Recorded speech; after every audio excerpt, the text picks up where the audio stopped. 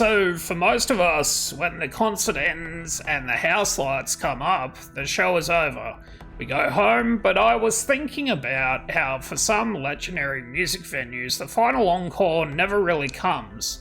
It got me digging into these stories of phantom organists in sold-out theatres and spectral groupies who apparently never left the after-party. So here's another list of the damned as we go into the stages where the music lives on long after the musicians have left and where unseen audiences still gather in the dark. Kicking off at number 10 is The Chapel in San Francisco, California. Our countdown starts in this San Francisco Mission District at a venue with a really unsettling past. Before it was hosting indie bands, the building we now know as The Chapel was actually the Gantner Maison de Magu funeral home, built way back in 1914. Its whole business was preparing the dead for their final trip to the cemeteries in Colma, since San Francisco had outlawed burials within the city. Now, the building's new life as a concert hall hasn't totally erased its past. The basement, which was once used for storing bodies, is now a wine cellar, and employees report feeling this intense, unnerving energy down there. One former bartender even recalled the cellar door just slamming shut on its own. Staff have reported even seeing shadow figures and smelling phantom rose perfume. But the most famous ghost story is that of a little girl who the staff had nicknamed Valencia. There's even some security footage from 2015 that supposedly shows a translucent figure of a small girl in a white dress darting across the room.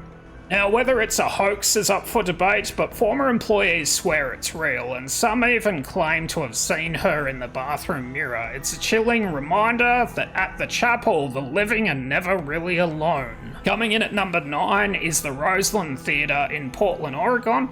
This is a venue whose haunting isn't some old urban legend, but the direct result of a modern, cold-blooded murder. The Roseland Theatre in Portland was originally a church built in 1922. By the 80s, it was a nightclub called Starry Night, owned by a promoter named Larry Hurwitz, hosting acts like Tina Turner and Motley Crue. But behind the scenes, Hurwitz was running a counterfeit ticketing scam. In 1990, a 21-year-old employee, a Reed College student named Tim Moreau, discovered the whole scheme and threatened to go to the police. Shortly after a John Lee Hooker concert, Moreau vanished, so for years his disappearance was a complete mystery, until the truth finally came out. Larry Hurwitz and an accomplice had strangled Tim Moreau in a backstage hallway. His body was eventually found in the Willamette River, and both men were convicted of his murder. So ever since, staff and patrons have reported that Tim Moreau's spirit haunts the building. His presence is so well known that the venue has been dubbed Portland's best haunted venue. It's a tragic story that leaves a permanent scar on the venue and a restless spirit who is said to still roam the halls. Coming in at number 8 is the Fitzgerald Theatre in St. Paul, Minnesota. Our 8th entry, of course, opened in 1910 and is the oldest active theatre in Fitzgerald. But its paranormal reputation really took off during a renovation in 1985. Crews removed a false ceiling and found a long-forgotten second balcony, and tucked away in all the dust was a mysterious note, just addressed to a former stagehand named Ben. Nobody knows what the note said, but its discovery seems to have awakened something. Workmen started reporting their tools moving on their own, disappearing and then reappearing in odd places. A shadowy figure of a man began to be seen on the catwalk 60 feet above the stage, only to vanish.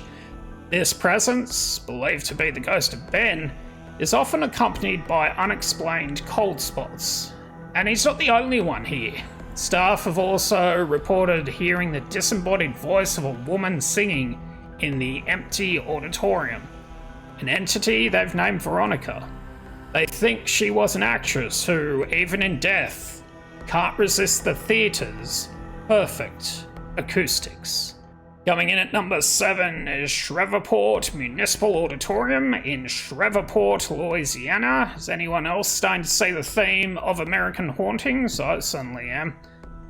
Now, the Shreveport Municipal Auditorium is famously known as the Cradle of the Stars, and was home to the Louisiana Hayride, the live radio show that launched the careers of Johnny Cash, Hank Williams, and of course Elvis Presley, who made his professional debut on its stage in 1954.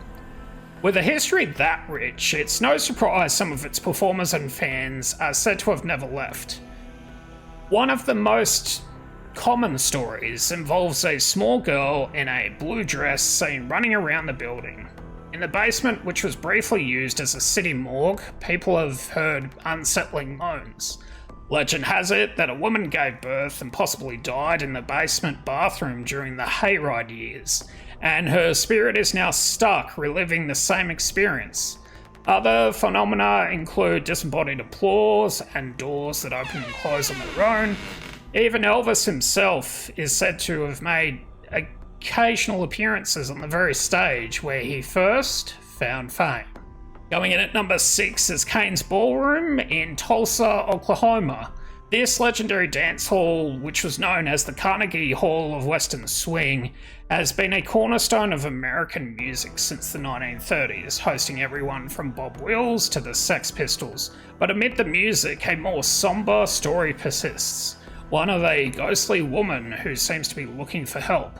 Staff, performers, and even concert goers have all reported encounters with a spirit known as the Lady in Red. This apparition is said to manifest during shows, often tugging on people's shirts as if to get their attention. The identity of the Lady in Red is a total mystery. No specific tragedy in the ballroom's history seems to connect to her. Is she a long-lost dancer, a heartbroken fan, or something else? Whatever her origin, her presence adds a layer of poignant mystery to this historic venue. It makes her one of the most intriguing and personal spirits on this list. Coming in at number 5 is the Masquerade in Atlanta, Georgia. This venue has a name that perfectly suits its reputation. Housed in an old mill from the 1890s, the club is infamous for its 3 levels: heaven, purgatory, and hell. But before bands like Nirvana and Radiohead played its stages, the mill had a dark history of industrial accidents and disease outbreaks. This legacy seems to have left its mark when it became a music venue in 1989.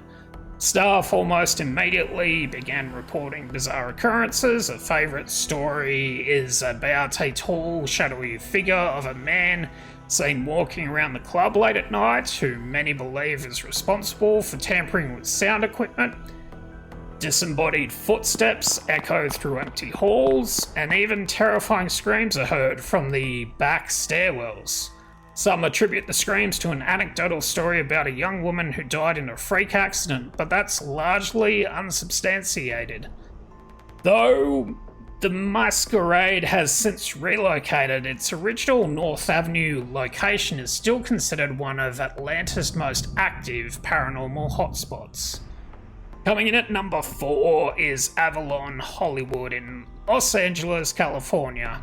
So this is in the heart of Tinseltown. This venue opened in 1927 and is a relic of Hollywood's golden age. It's been a theatre, a TV studio, and now a nightclub, and it's collected a large cast of spectral residents over the years.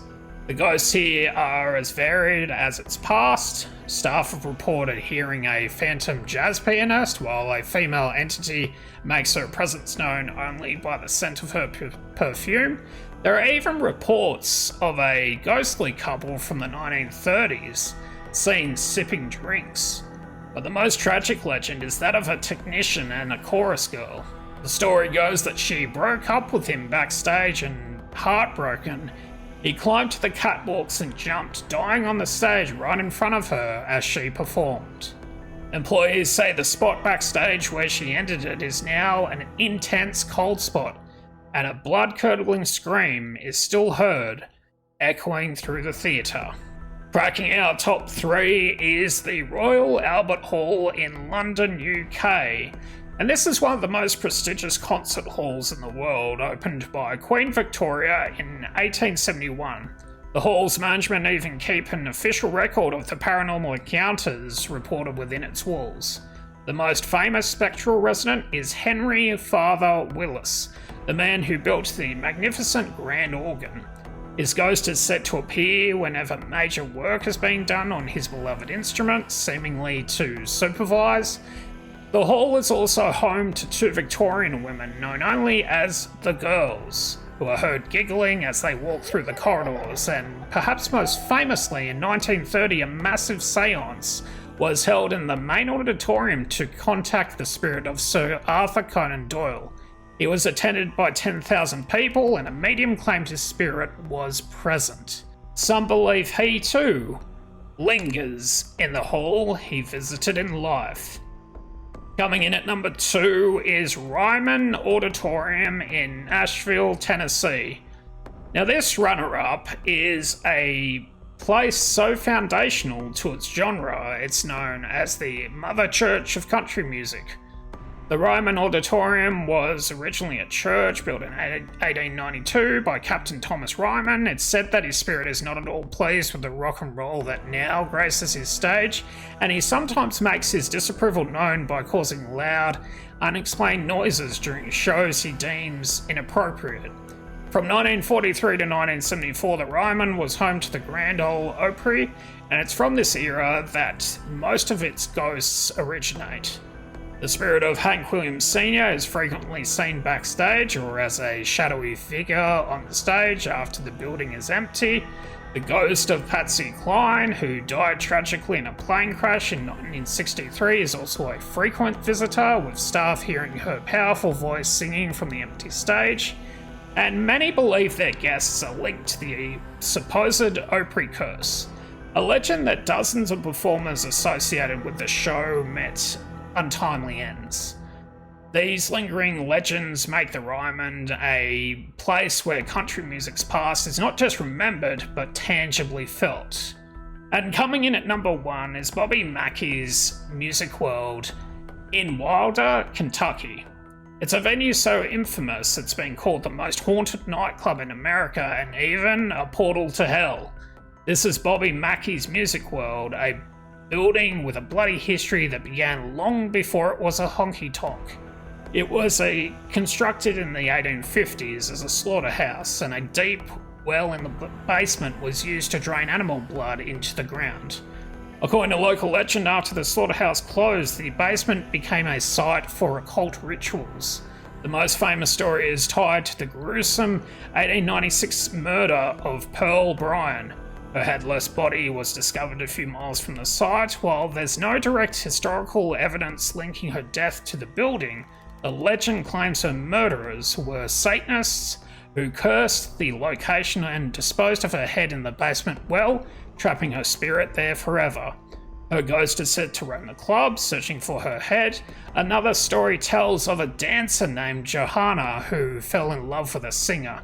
Her mobster father had the singer murdered, and in her grief, the pregnant Johanna then poisoned herself. Her ghost, often identified by the scent of rose perfume, is said to lash out at men. So for decades, staff, musicians, and paranormal investigators have documented phantom footsteps, flying objects, and even claimed demonic possession. An exorcism was performed at the building, but the activity only seemed to intensify. Bobby Mackey's is still going strong, even today. It's a place where you can catch a show and maybe a ghost. For its sheer volume of dark history and terrifying claims, Bobby Mackey's Music World stands alone as our most haunted music venue. So that's it for me for my most haunted venues list. It's got everything from vengeful spirits to phantom fans. The next time you're at a concert in an old theatre, do me a favour, listen closely between the songs.